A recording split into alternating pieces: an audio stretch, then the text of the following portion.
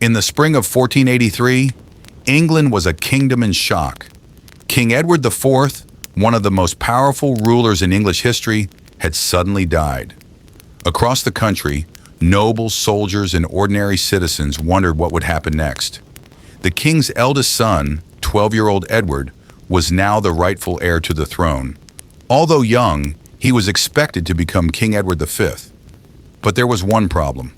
A child could not easily rule a nation filled with ambitious nobles and political rivals. Until Edward came of age, his uncle Richard, Duke of Gloucester, was appointed as Lord Protector of England. At first, everything appeared normal. Young Edward began his journey toward London, where he would be crowned king. The kingdom seemed ready to accept him as its new ruler. However, as Edward traveled toward the capital, events took a dramatic turn. Richard intercepted the royal party on the road. Several of Edward's trusted supporters were arrested and accused of plotting against the future king. The arrest shocked many people. Richard claimed he was protecting his nephew from dangerous enemies. Others suspected that something far more sinister was happening. Soon afterward, Edward was escorted to the Tower of London.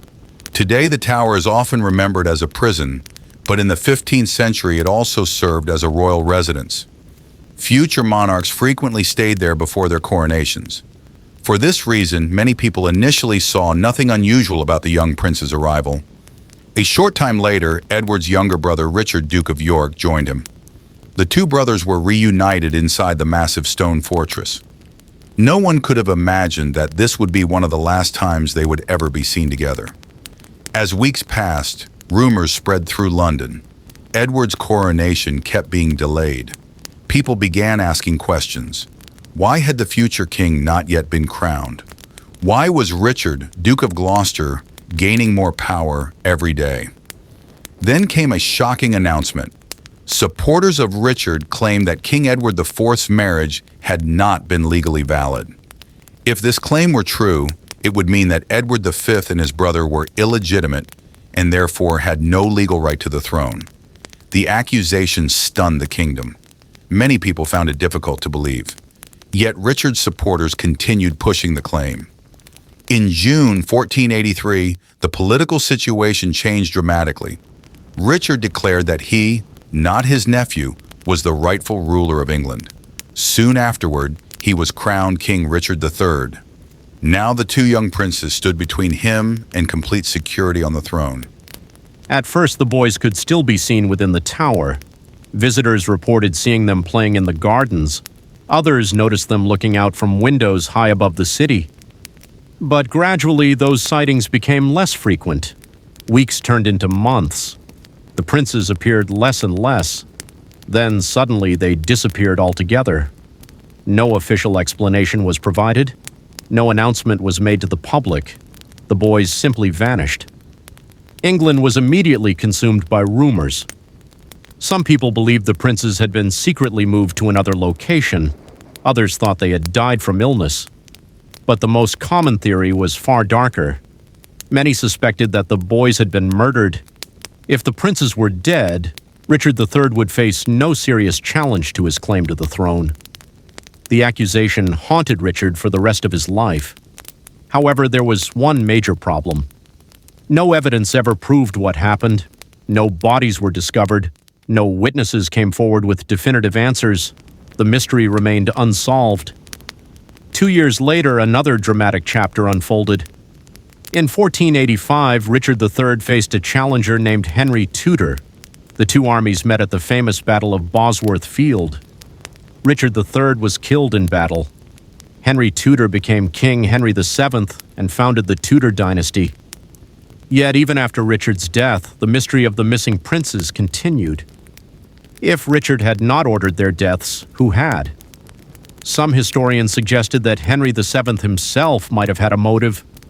After all, if the princes were alive, they could threaten his claim to the throne as well. Others pointed to powerful nobles who may have acted independently. Theories multiplied over the centuries, but no one could prove anything. Then, more than 190 years later, an extraordinary discovery was made. In 1674, workers carrying out renovations at the Tower of London uncovered a wooden chest beneath a staircase. Inside were the skeletal remains of 2 children. The discovery immediately attracted attention. Could these be the missing princes? Many people believed the answer was yes.